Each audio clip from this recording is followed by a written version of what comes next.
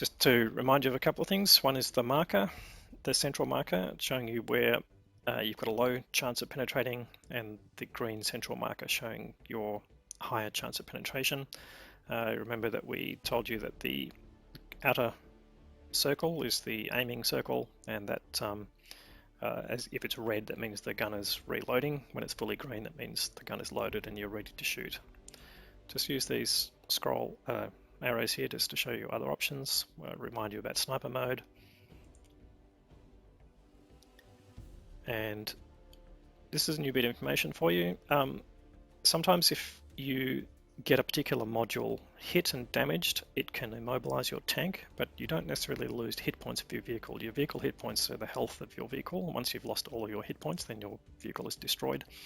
But you can sustain damage to parts of your vehicle that diminish the capability of that particular component. So if you damage a track, for example, then you're immobilized.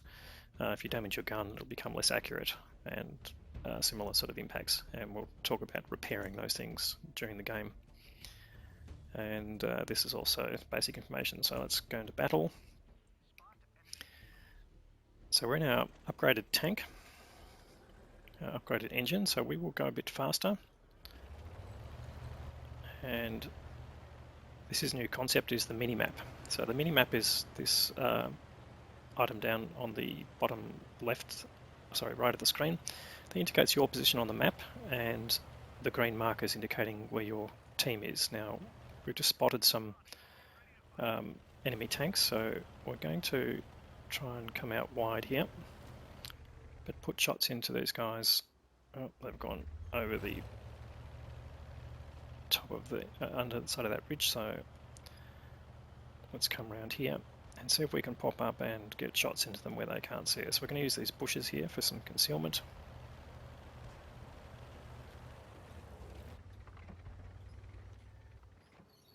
And these are tier 1 tanks, so we just tracked him, put another shot in and damage him. See, the tracking basically stops them, and then unless they repair, they can't continue. So by being behind a bush, we're getting some camouflage, and we may not be being seen. Now we've got to look at our calibrate reticle there, make sure it's on a spot of the tank that's giving us a green symbol. So getting it near the engine deck is one way to do that.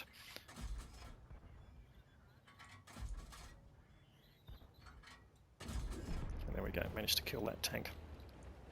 So we managed to do that without getting any damage to our own tank. And you can see with that engine option that we've fitted, we're a bit more nimble as a tank. It's giving us a marker in the center they want us to move to, so we'll just go there.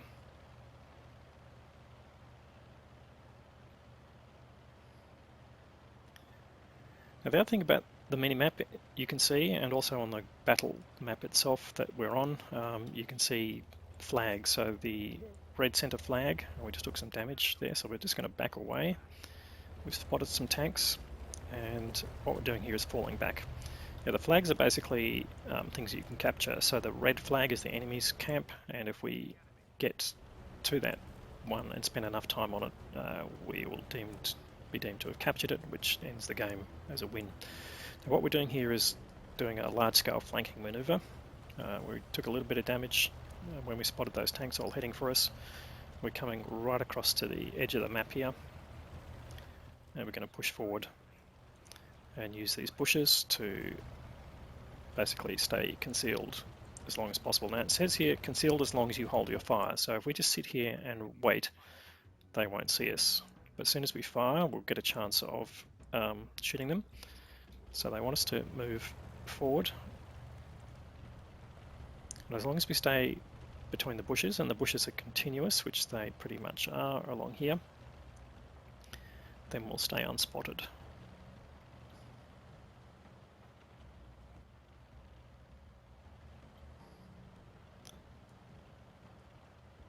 Now just be careful coming out of here. They've all moved. So we'll come across to this middle part of the map, and we'll see if we can get shots into them. It looks like our team has cleaned up all those enemies. and you can see there's one enemy tank down there. Oh, well, we found now an enemy tank. Now we're on, inside this white circle we're on the cap itself, what we call the cap circle, given it's short for capture, and we can try and get some shots into this. Now if he shoots us while we're sitting here waiting, then our number of cap points that we've earned will get reduced. So we just got spotted by that light tractor, so we're just going to use the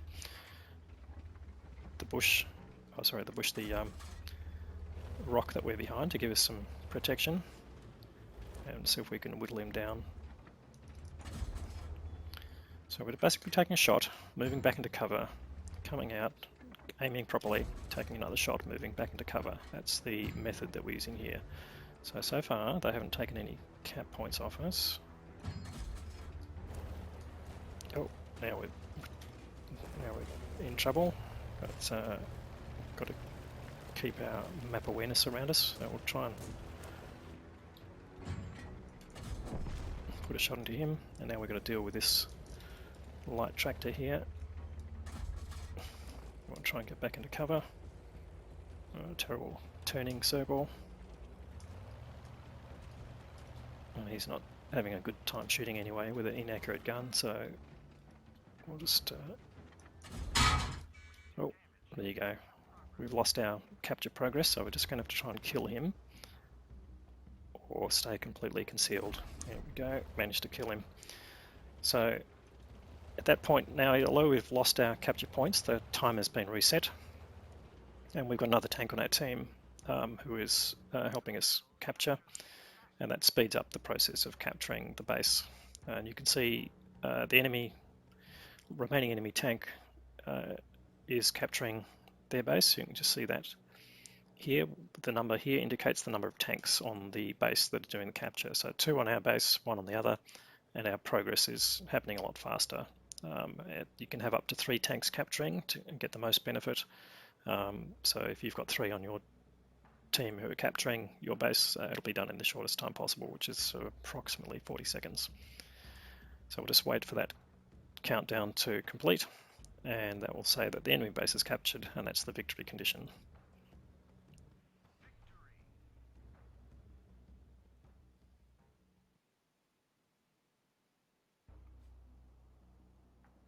So again, after a battle, you've been awarded experience and credits and potentially some medals.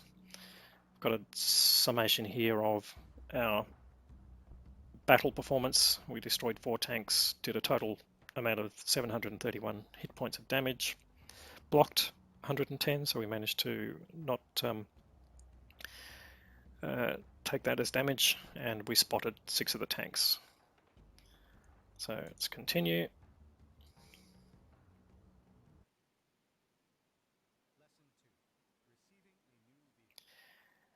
And now we're on the next lesson, which is basically upgrading to the next vehicle. So we've had this particular tank, the M2 light tank, and we've got 1350 experience points. So we can go and see what choices we've got on the tech tree. And the tech tree basically shows you all of the tanks across all the different types that you can progress through. And we've come from the first tank, a tier 1, the tier numbers are here across the top. We're currently on a tier 2 tank, and we've only got one path forward, which is to progress to the tier 3 tank of the same line. When we get a line diverging, that means we've got a choice we can make. So we go down this line, this will be light tanks.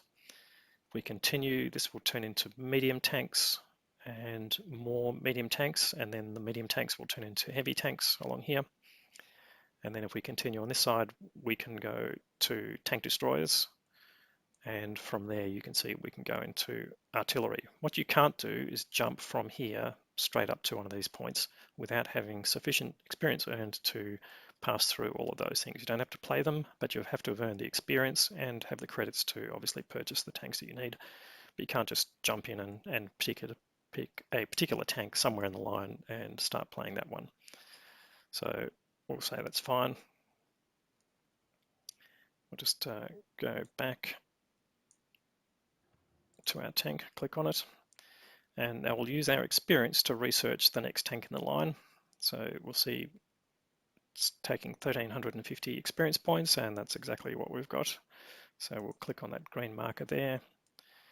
So yes, we'll use our experience point to research that, and then we'll use our credits to click on the orange button that it is now to do that.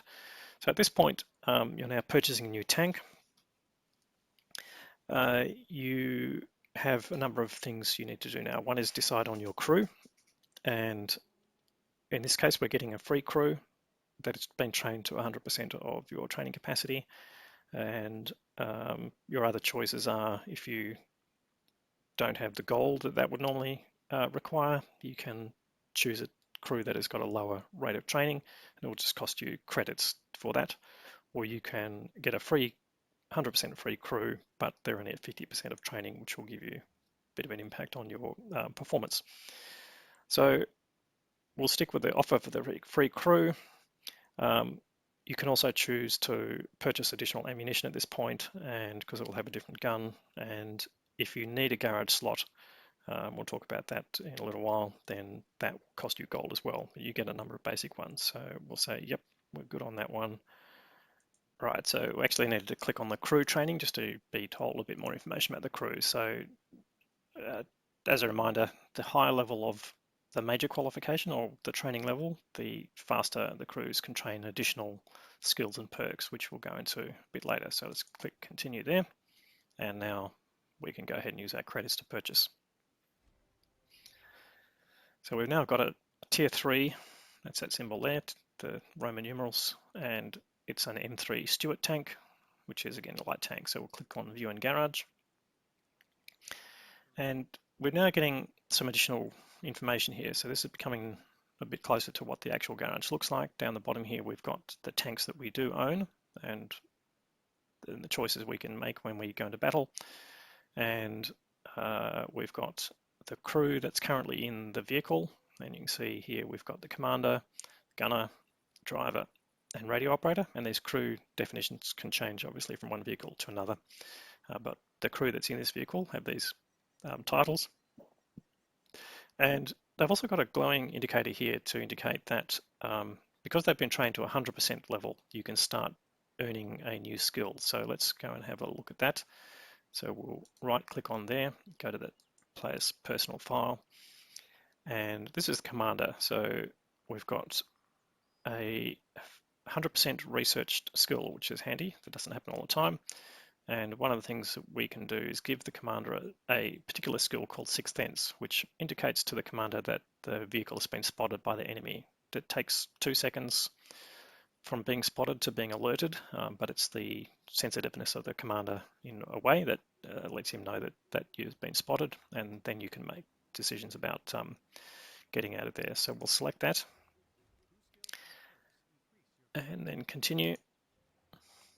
So we've got that fully researched, which was nice, and because that's completely researched, we can start adding another skill, but we'll only get any input from it, or output from it, I should say, once we start earning additional experience. So let's select concealment. Given this a light tank, we want to be able to camouflage a bit better, and we'll go and do the same process for the gunner. And you can say, okay, so we've got no skill available, but we will say, okay, of this list of skills, again, if we all choose concealment, then we will get better and better at camouflage. So you can see that's got 0% against it, unlike the commander. That's okay. And we'll just do the same thing with the driver. We don't have any specific driver skills to search from, so we'll just pick concealment again, and he's 0%, and then finally the radio operator. We'll do concealment. So having all the crew trained in that skill will give us the most benefit for the tank itself. Now, another thing to notice here is that this percentage figure here is the training level of the crew. So your commander level, in this case, is 100%. 10% of that gets added to the training level of the remaining crew. So if, each of these crew was originally trained to 100%, they're getting a bonus of an additional 10% factor, which does improve their overall performance. So whether the loader loads the gun faster or the driver can turn corners faster, they're all factors that come from the training level of the crew.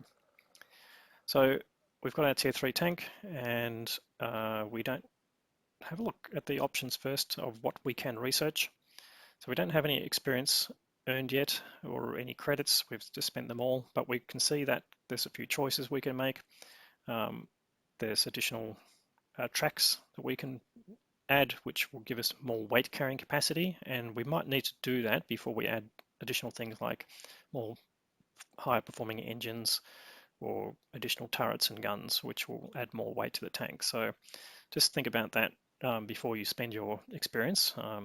But we'll come back to that. So let's go back to the garage. We've got our tank selected from here, confirming the view that's here, and we'll go and click on Battle